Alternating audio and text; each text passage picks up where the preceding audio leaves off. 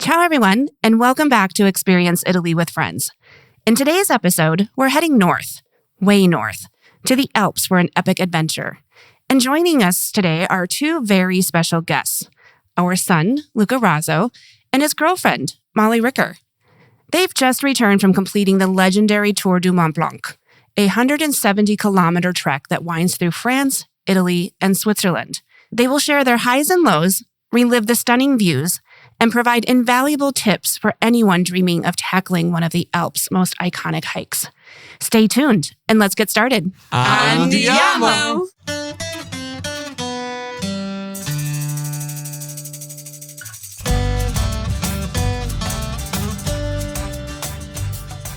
Experience Italy with Friends is a travel and lifestyle podcast where we will explore our favorite destinations and hidden gems, share key travel tips and cultural insights, and provide real-time updates about our move to this remarkable country. Join me, Tanya Raso, an Italian travel expert and founder of Amici Vacations, and my Italian husband and producer, Davide Raso, on a journey that is sure to inspire you and prepare you to create immersive and authentic experiences of your own in the beautiful country of Italy. Hello again, Amici. Thank you for joining us today. I'm your host, Tanya, and here with me, as always, is my husband, Davide. Ciao, amici. We are especially excited about this episode as we get to introduce two very special guests, our son, Luca, and his girlfriend, Molly. They're both 23 and live in Boulder, Colorado, where they are true outdoor enthusiasts. Now, while the official motivation for their trip to Italy was to visit us, or so they say, they couldn't resist adding a mountain adventure to their plans. And since the Tour du Mont Blanc stretches across France, Switzerland, and Italy, with part of the trail winding through the spectacular Aosta Valley, it felt like the perfect way to bring this iconic alpine trek into our Experience Italy with Friends journey. And make them sing for their supper? Exactly. Yeah. We'll hear directly from Luca and Molly about what it's really like to take on this legendary adventure, the planning, the challenges, the rewards, and of course, those unforgettable views. And I'll be honest, I hadn't heard about the tour before, so I loved being able to interview them. But before we dive in, let's share a quick update on our life here in Montepulciano and what we've been up to with them. Well, naturally, most of our time has been spent together with Luca and Molly, which is such a gift because one of the hardest parts of moving to Italy has been the distance from our children. But one of the best parts is being able to host them here and personally share our love of this country. After their hike, we met them in Camogli on the Italian Riviera, where we brought our episode 14 to life. Plus, added some of the exclusive gems that we usually reserve for clients and family. Yeah, lucky them. They got the inside scoop. Yes, they did. And they loved Camogli. Having some beach time and amazing seafood was a great reward after all of that hiking. From there, we headed back to Montepulciano, where we introduced Molly to Tuscany. It was fun watching Luca revisit some of his favorite places from his childhood. Even if he kept asking, hey, have I been here before? How old was I? I know. I'm like, how memorable was it if you have to ask me if you were here? So, but it was fun. Truth to be told, though, the first time he was in Montepulciano or in Siena, he was 15 months old. True. But we've been here many times since. So anyway, it was funny to watch him. And speaking of Siena, we spent a day there and we talked about him chasing pigeons as a toddler. So we made him reenact chasing the pigeons in the piazza. But then we rewarded him with some lunch at his favorite restaurant. And as I promised last time on our last episode, I went to see the Duomo of Siena inside. And we lucked out because remember we talked about like twice a year, they pull back the carpets and they reveal like the entire inlaid marble floors and all of their glory. And we lucked out with that being the timing of this. I mean, it was a true highlight. I was really impressed that craftsmanship on those floors, and it was stunning. It was really, I was really impressed. So, and then what did we do? We climbed the Facciatone as well. Hey, and I took a 360 video from top of that. So I will post that video on our Facebook group page, Experience Italy with Friends, and, along with other pictures I took that day. Yeah, no, that's fun. And, I just want to highlight, like, it's these moments that are such a good reminder that you can visit a place many times. I mean, we've been to Siena so many times, but yet each time we discover something new. Yeah.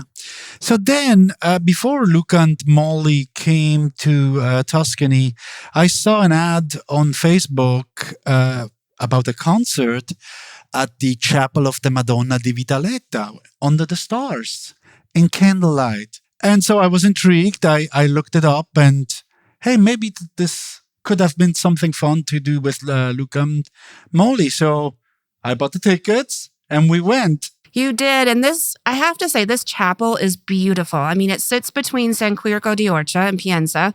And, you've probably seen it in countless Tuscany calendars and coffee table books. And, I first photographed it back in 2003, one of our first visits to the area. And, I'm so glad you found this concert and thought to bring it to my attention, because it was so magical to sit outside at sunset. We enjoyed a picnic and we listened to beautiful classical music. And, there was a not so magical part called ants.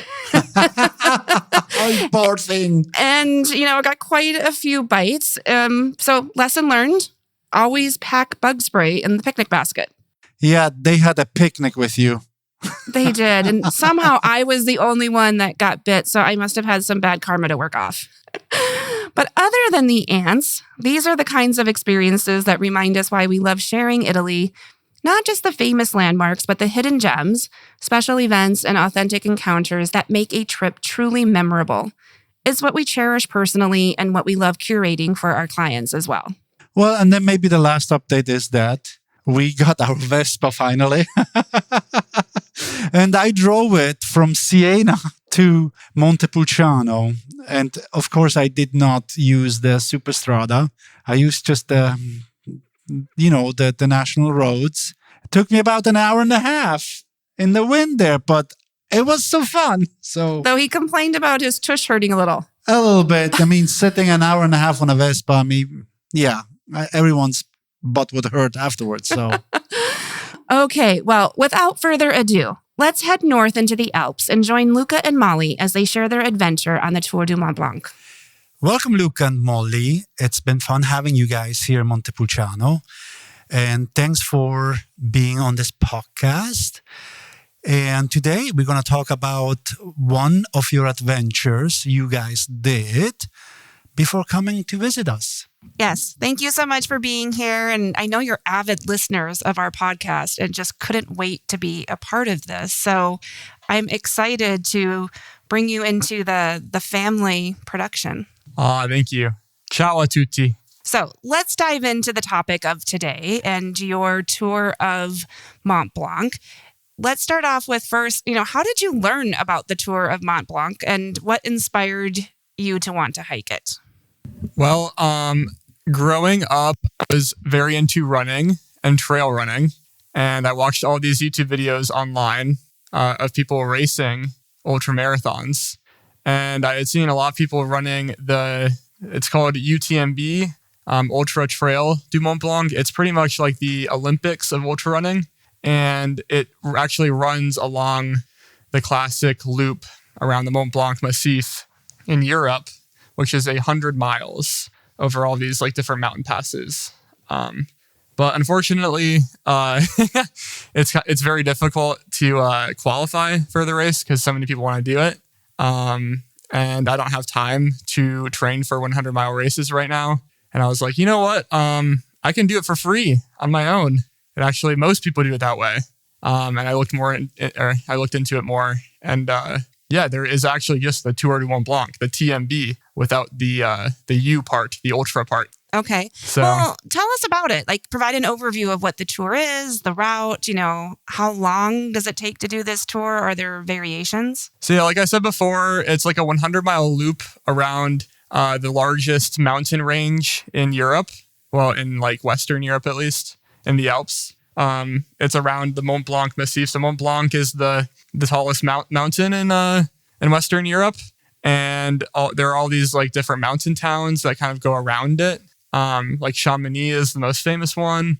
And then there's towns like Trien, La Folie, Courmayeur, Les Contamines, Les Ouches, all of these different towns, and it actually spans 3 countries, over 100 miles.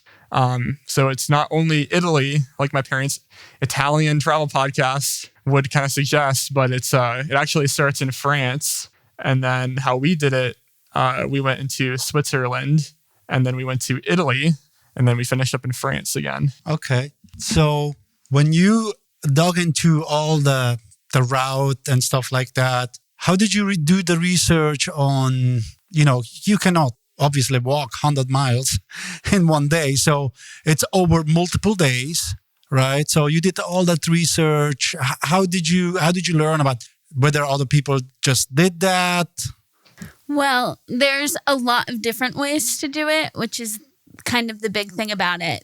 Since it's a circle and it's a loop, you can go clockwise or counterclockwise. And then it's unique compared to a lot of the traditional through hiking you see a lot in the US, because there are huts all throughout. So there's so many huts, you can break your days into really whatever distance you want it to be. So most people do it between 7 to 10 days. But it books out really early. It's one of the most popular hikes, especially of these through hike styles.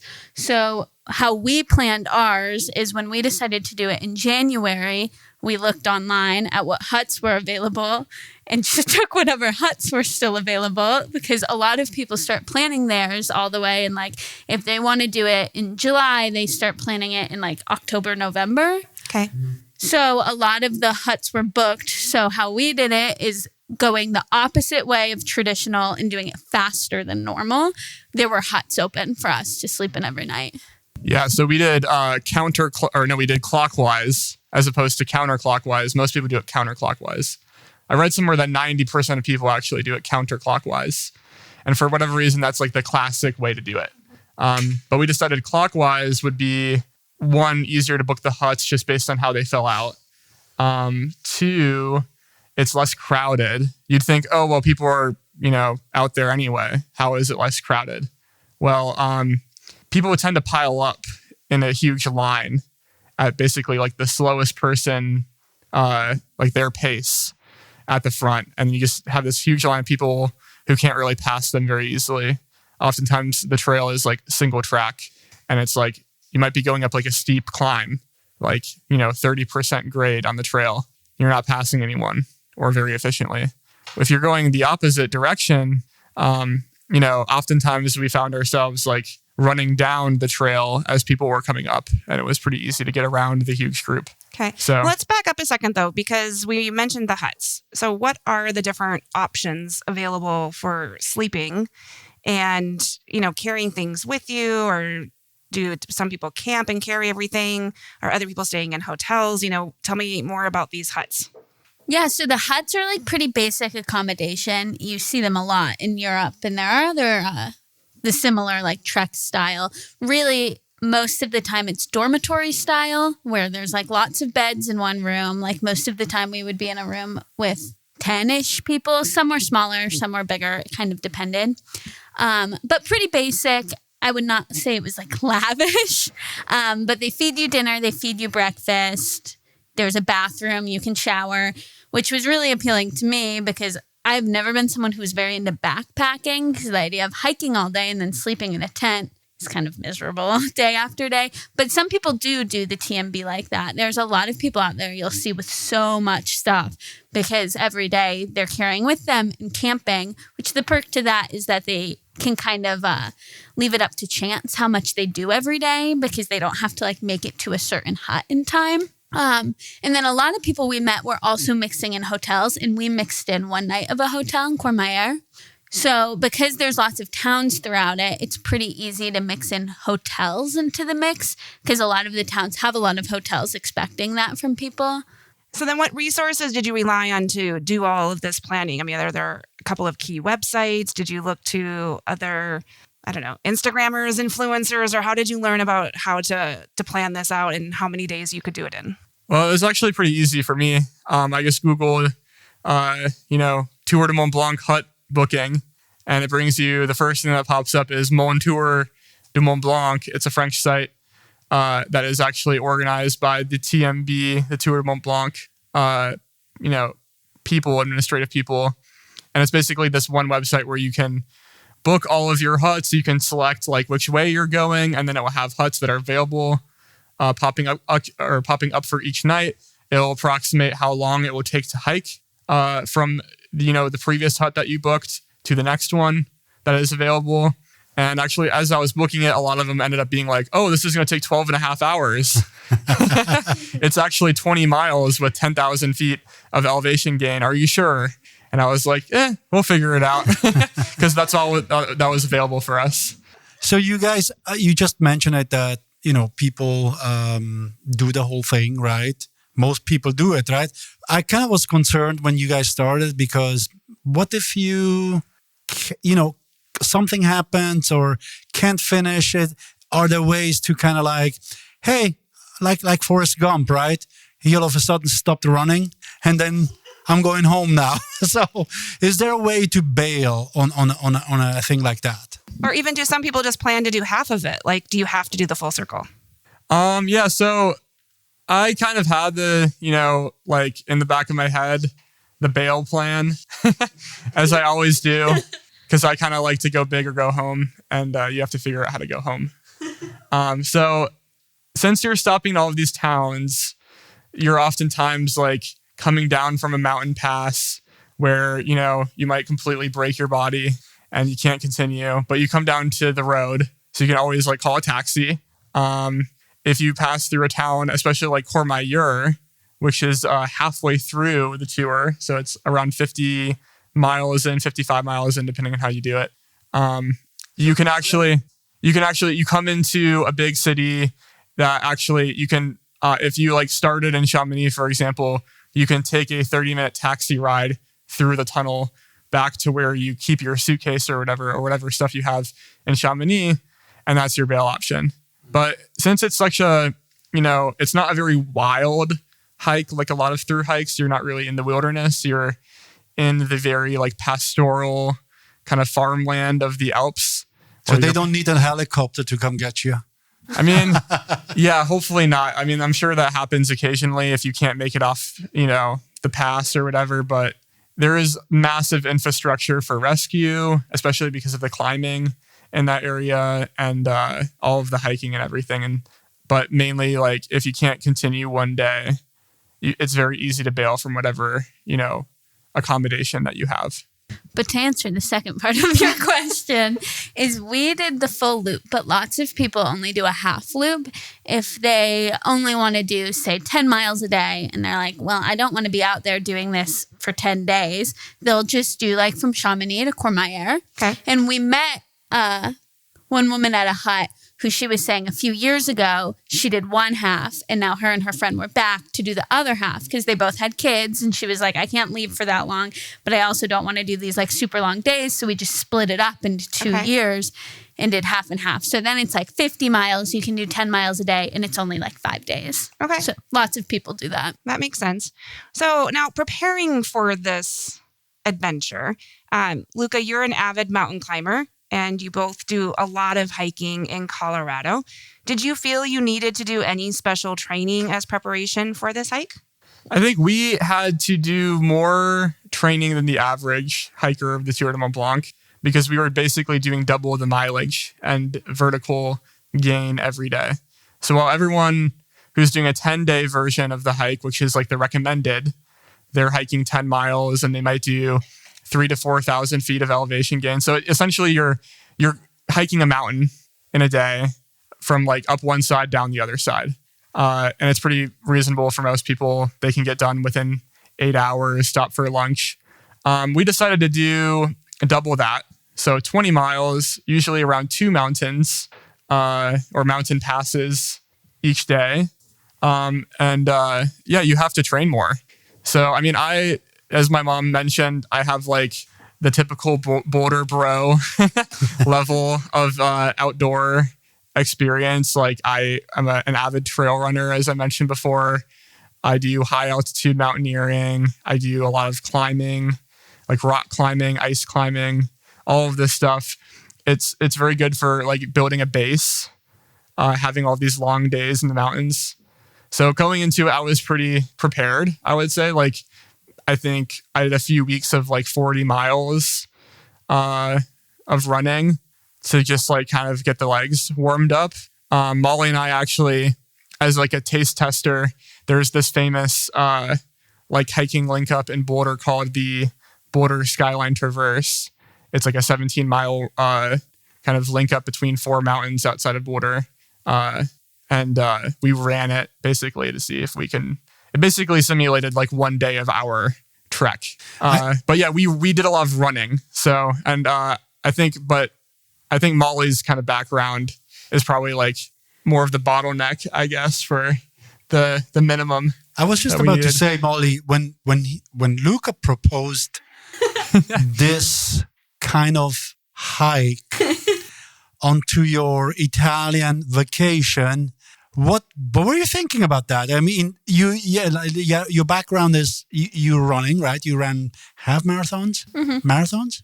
No, okay, so half marathon. So running is your background, right? So what else? What did you think about? Well, you guys do a lot of hiking in Colorado. So, but like, tell us a little bit about your background and how you felt going into this.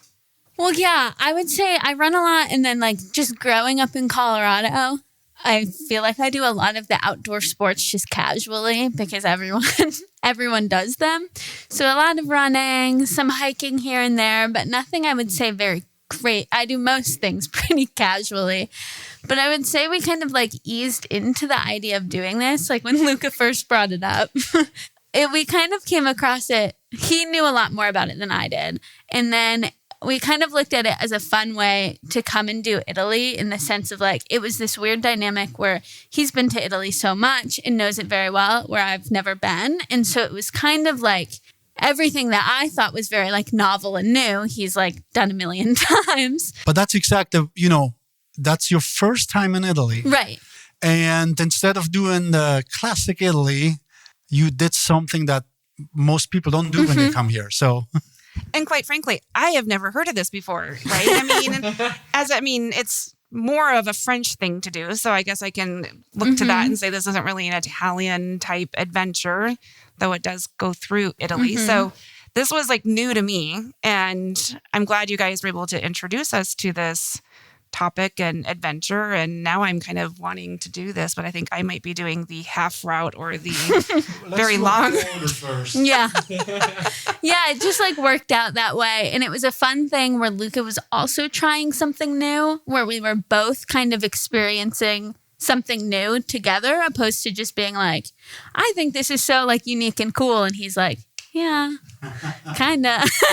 Yeah, I mean, I love, I don't know, I'm obsessed with the mountains, and it's always fun to have an adventure.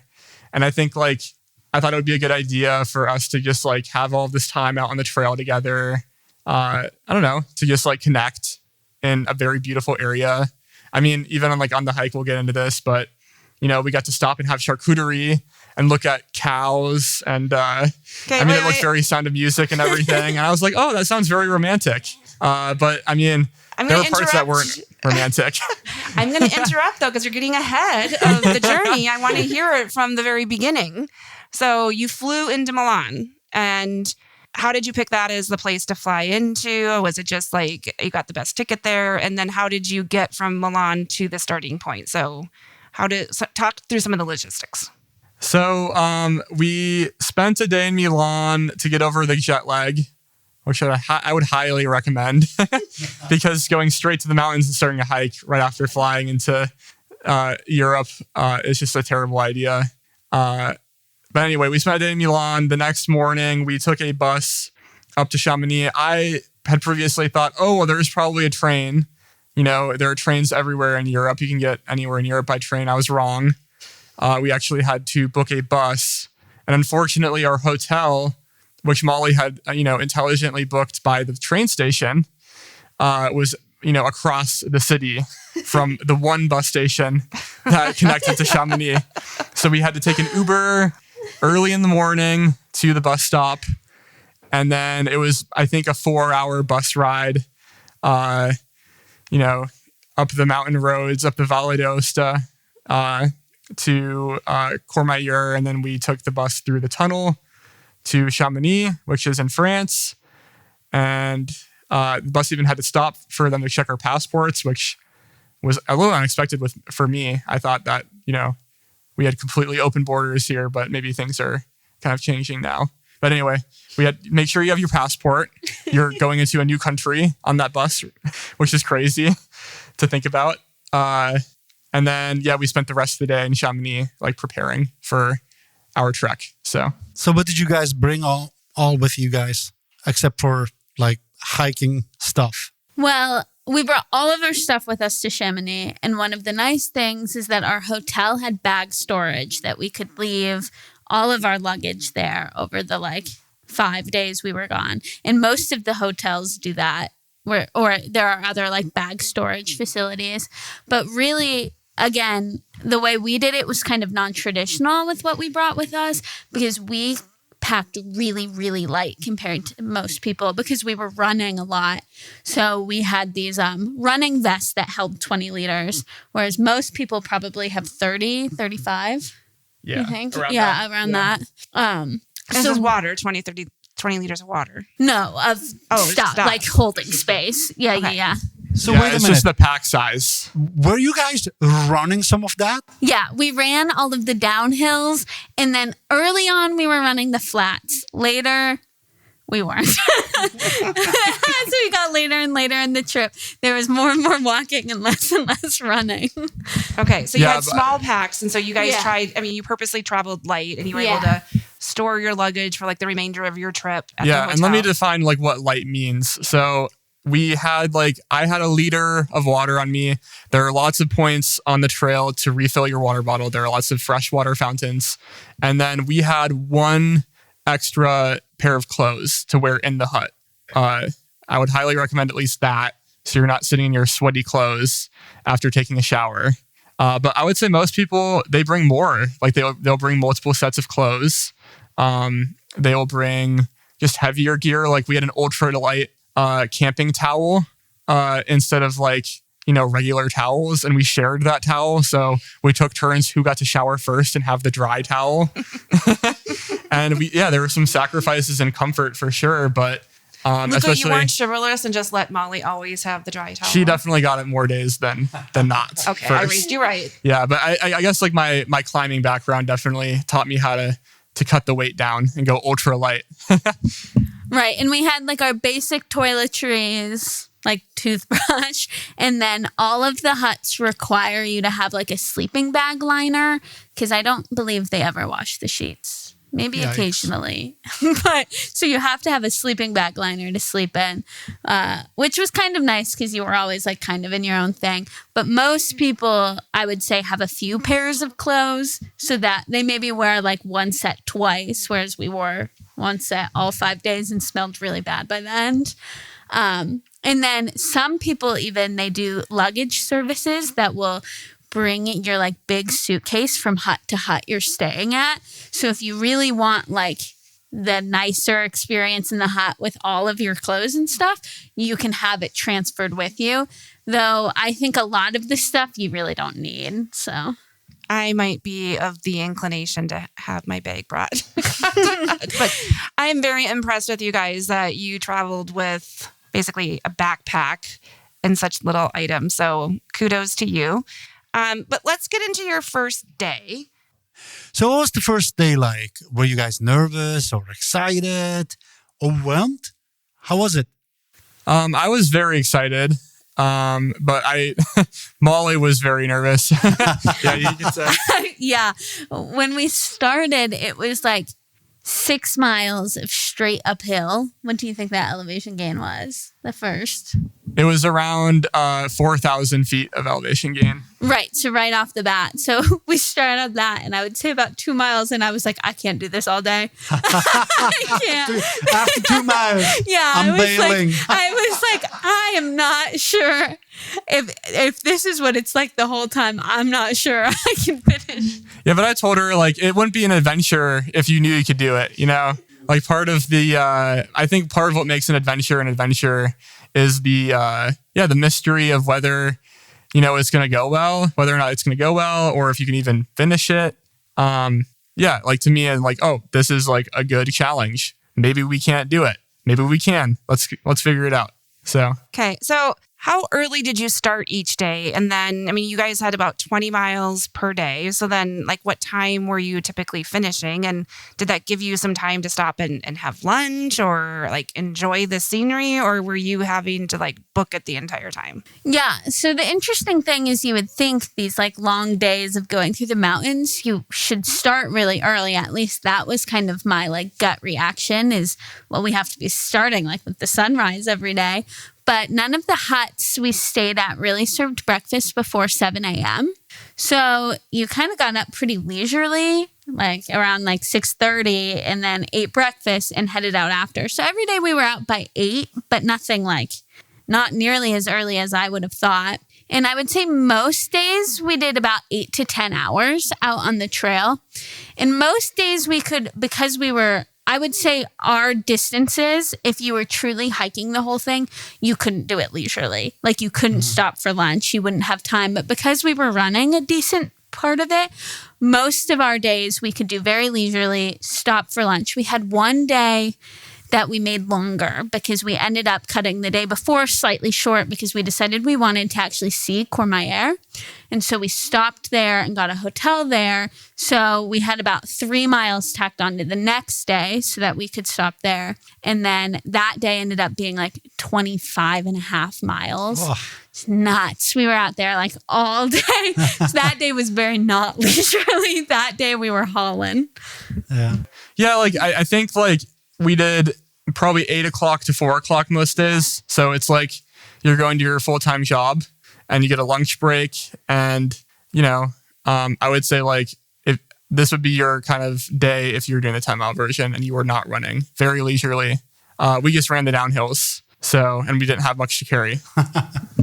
But the one thing that can like challenge it if you're trying to do more mileage a day or you think you might take a little longer is that you have to be at the huts by 6 or 6:30 or they'll give away your bed.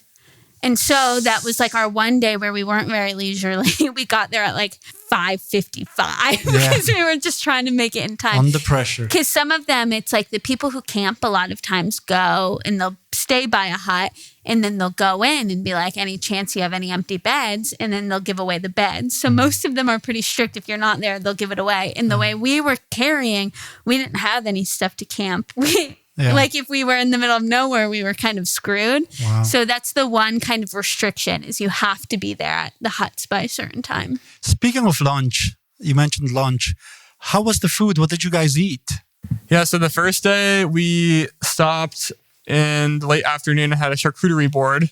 We were still in France, about to pass in the Tour du Mont Blanc into Switzerland. And yeah, that was really good. And then the next day we were in Switzerland and I was like, oh, it'd be really cool to have a fondue in Switzerland. So we stopped in Champex-Lac, which was, I think, around halfway for us the second day because we were heading to La Folie. And we had fondue and these weird coffee milkshakes that were more milk than anything else. I have to say, though, so you guys were texting us pictures throughout your journey. And when you sent a picture of the fondue and the milkshake, I was a little concerned about the combination of both of those items and then going out and hiking again. But you managed. Yeah, I would say Alpine cuisine, it's all very similar actually in that region, is heavily dairy. Yeah, like it's heavy on the dairy. So be prepared if you're lactose intolerant. Definitely have, some more snacks that you pack. And yeah, be prepared. Maybe bring some Lactaid or something. So. Okay, so then in the evenings, though, how was the food at the huts? And, you mentioned snacks. Like you must have had to pack some sort of calories doing that kind of distance and climbing and challenges. Like, I know with Davide, I'd have to bring a whole backpack of food just to get him through the day. No.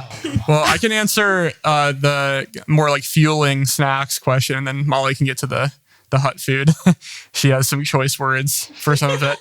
But yeah, like we used basic running nutrition, so like sports gels, and we used this very like carb intensive, super fuel version. Like there's Morton, which is like the fancy gels that the the marathon runners use. And then we had the Tadej Pogacar Enervit gels. He just won the Tour de France. He's sponsored by this Italian,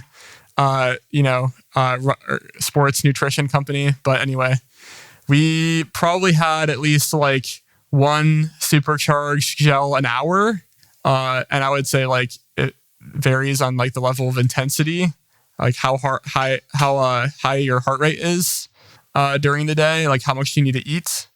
I think Molly was working a little bit harder than I was at our pace, not to be mean, but I didn't have to eat as much as she did. Yeah. And there were points where she was almost bonking, and I could tell she was almost bonking. I'm like, here's my gel, eat it, eat the gel.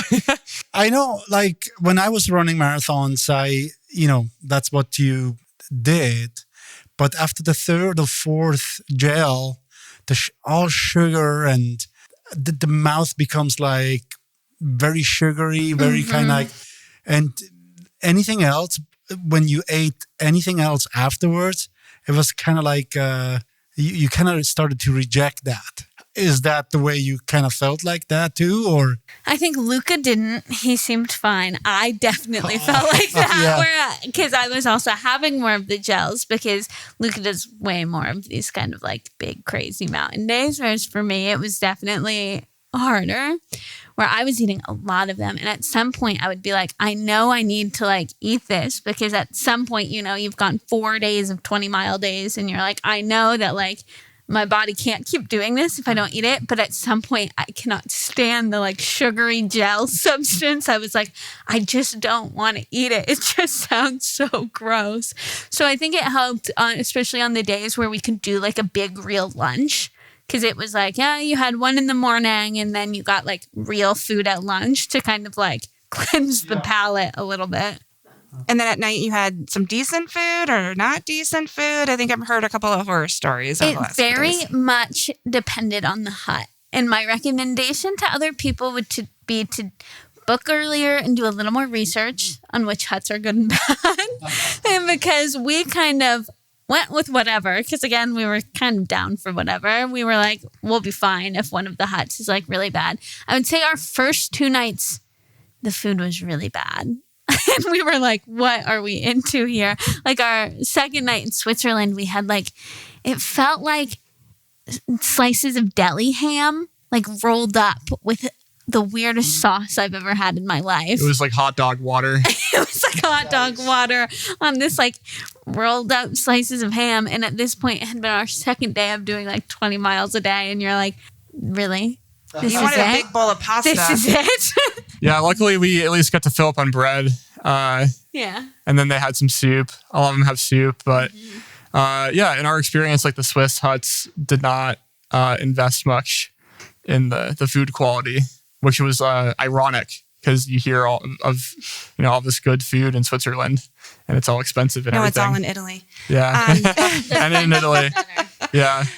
So you guys have talked through that you did this over 5 days, so 5 legs of your journey. Reflecting on all of that, what was your favorite leg of this adventure, and what did you believe was the most physically demanding? Well, for me, that was the same day. So I don't know. I'm very into the type 2 kind of fun. So there are 2 types of fun. Type 1 is fun in the moment, and the second kind of fun is fun afterwards. And it's just fun to tell the story and remember, the struggle. But anyway, our 4th day, that was the 25-mile day. And we actually had 10,000 feet or so of climbing to do that day. We started in Courmayeur. We, I think, hiked hours up this mountain, past, the lodging we were supposed to stay at that we ultimately cut short. But it was raining that day. We were racing to make the next hut.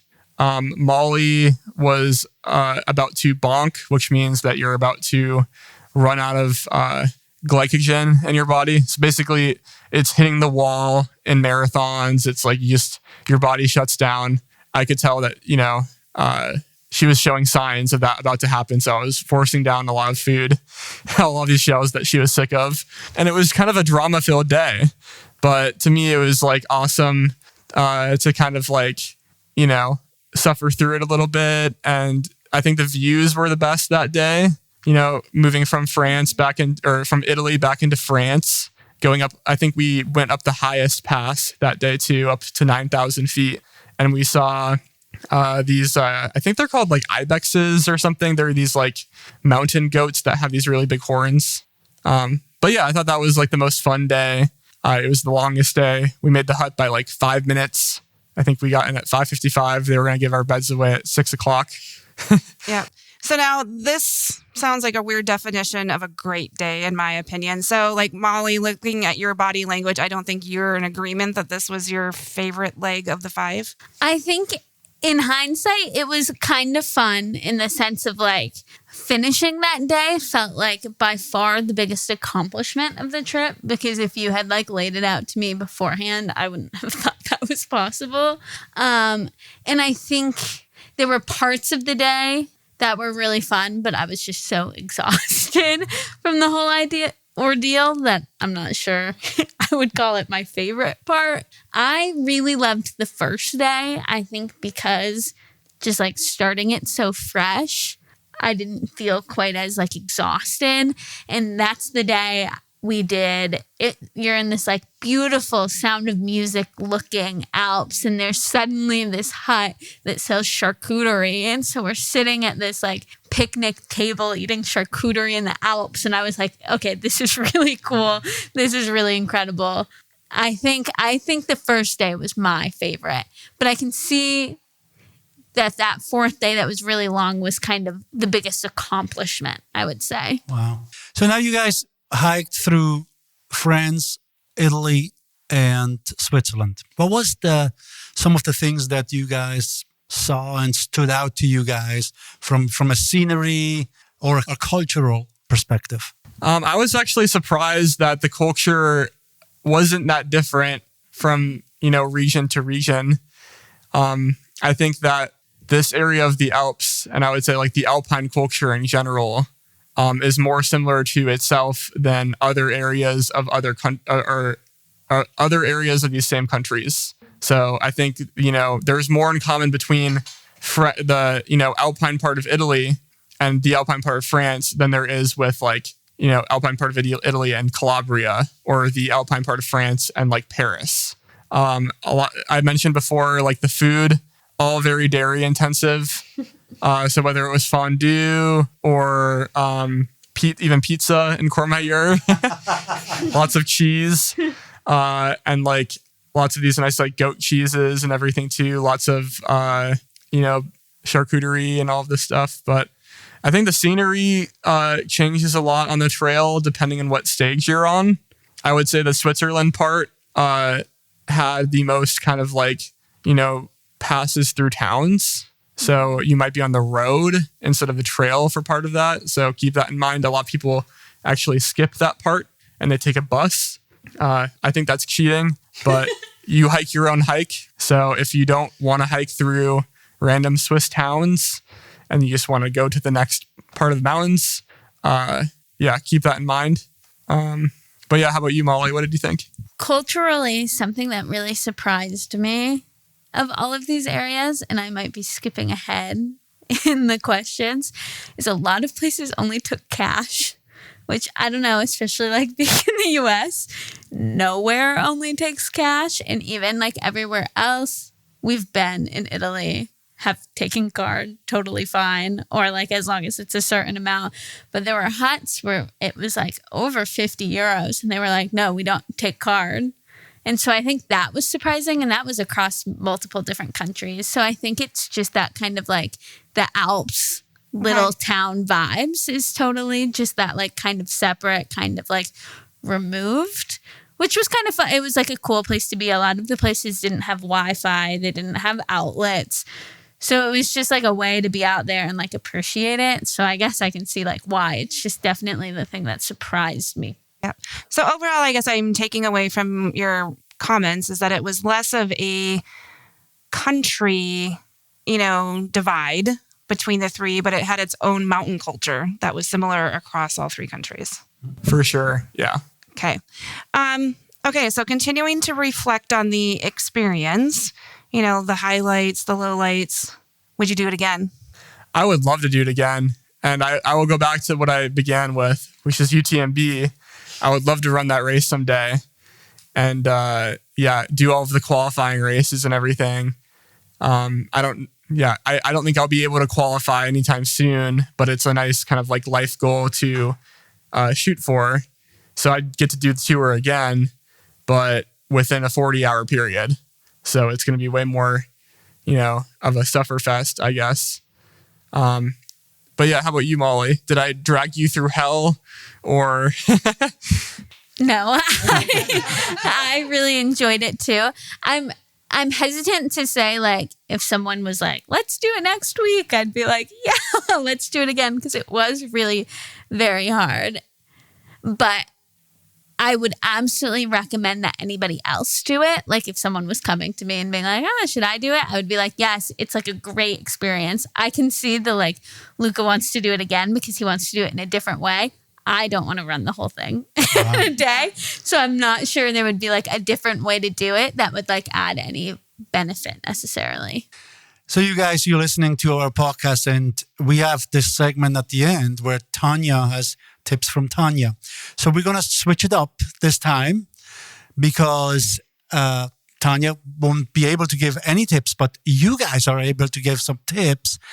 If you would do it again, what would you do different? What kind of tips would you give to people that want to do this? Tips from Tanya. No, actually, Luca and Molly. My number one tip, and all the guidebooks already say it, but I ignored it because we were like, it must be outdated. It's 2025. Is bring cash, bring euros with you. We were like, we even pulled out like US cash, and we were like, we'll convert it when we get there. And then all the places had bad exchange rates, and then we forgot about it. And then we got there and we really needed the cash. So that would be my number one tip. Okay, Luca? Another tip I thought of was be prepared for, especially like any kind of mountain weather condition. We had a day that was full of rain. And I think if we didn't have any kind of rain protection, any kind of like rain jacket, or, I think a lot of people use like bag liners or bag covers to keep their stuff dry. We didn't bring that. So we actually had to drape our rain jackets over our packs, which was easier to do because our packs were really small. But if you had a bigger pack, you wouldn't be able to do that. But anyway, it can get really cold being out there in the rain, having your feet soaking wet, and especially having your clothes wet. And there are, some unlucky people who have to do the entire thing in the rain. Actually, over this past week, I was checking the weather in Chamonix, rain every day. There was a chance we could have done every single day of this trek in the rain. So yeah, keep the weather in mind, bring the right gear. And then also I would say like cut your gear to a minimum. Like we, and this might be contradictory of what I just said before, but really only bring what you need. So I would say like a rain jacket, you need a rain jacket, but a third shirt to wear in the hut. No, you don't need your whole wardrobe with you. Every single ounce that you carry on this trek adds up by like the third or fourth day, no matter how you're doing it. If you're running it, if you're doing it in 10 days and hiking it, you're going to have a more enjoyable experience if you're carrying less weight on your back. But yeah, did you come up with any other tips? Well, I'm going to ask you, you mentioned that you started to book your huts back in January, right? What would you give an advice to maybe do it earlier?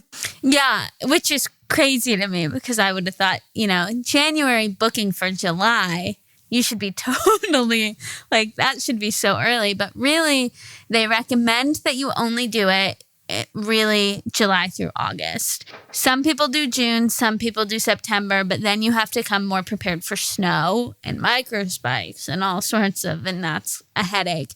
So it's really only 2 months, and it's a very popular trail. So people start booking like October, November. we met people who had multiple itineraries planned for the day the huts open, and to book it, like if they couldn't get this one, this was their B hut. Whereas we just kind of wung it. So is that the earliest you could start booking though, is October, November? Can you do it even before that, like a year in advance? I don't think so. And we didn't do that way, so I'm not entirely sure when it actually is. But I think there's and they don't all open at the same time, weirdly, because you book them all on the same site. But I'm pretty sure it's like sometime in November-ish. So then hearing from other people, I mean, I think I heard you guys stayed at a hotel one night. Would you recommend trying to do all of the huts as doing research and maybe getting the better huts? Or do you think it's good to maybe mix it up and do a couple of hotels? Yeah, I mean, I really enjoyed having the hotel in Courmayeur.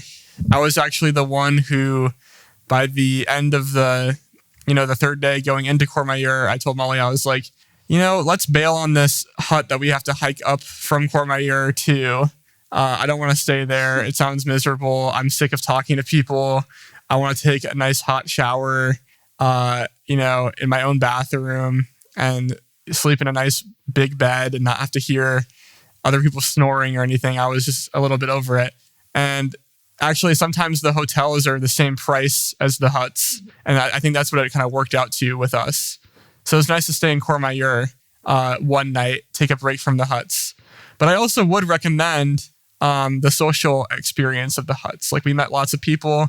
We met a huge hiking group from Malaysia, which was kind of cool to hear about like their perspective of hiking from like another part of the world. And then some other Americans, Swedish people, Danish people, all of these different people. I love chatting with people in the huts. Even Molly was making fun of me. She's like, "You're so chatty with all of these random strangers." And I'm like, well, I love, being in the mountains with other people and just meeting random people. So. Okay. Well, thanks, Luca. I guess you all can see where the chattiness comes from, son, mother, common trait in us. But I think we're going to wrap this up. And I just want to say you guys a huge thank you for coming on to Experience Italy with Friends and allowing us to live vicariously through you and do this adventure through talking with you and talking us through your journey. And again, I never knew about this Tour of Mont Blanc until you brought it up. And now I'm very excited to have learned about it. And I think we're going to do this someday, Davide. Yeah. But no, thanks it has been fun you guys having here and hosting you guys. And tomorrow we're going to Rome. You guys have been in Florence now, and you've seen a little bit of Italy, right, Molly? You actually were able to get some real Italian food and not a pizza in Courmayeur. Yes, the food has been much better on the second half of the trip. There you go. So you can go home now saying Italy's awesome, or, thanks again for coming on. And yes, thank you. And thank you to all of our listeners. We've enjoyed another episode with you, and hopefully this is yet another inspirational trip for you to consider on your adventures in Italy. And we'll see you in a couple of weeks. Ciao, everyone. Ciao a tutti. Arrivederci.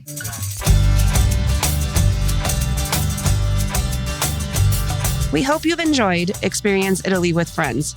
If you like the podcast, remember to follow us and leave a review letting us know what you found to be the most helpful. And if you want expert advice or assistance in creating your own immersive and authentic experience in Italy, visit us at www.amicivacations.com.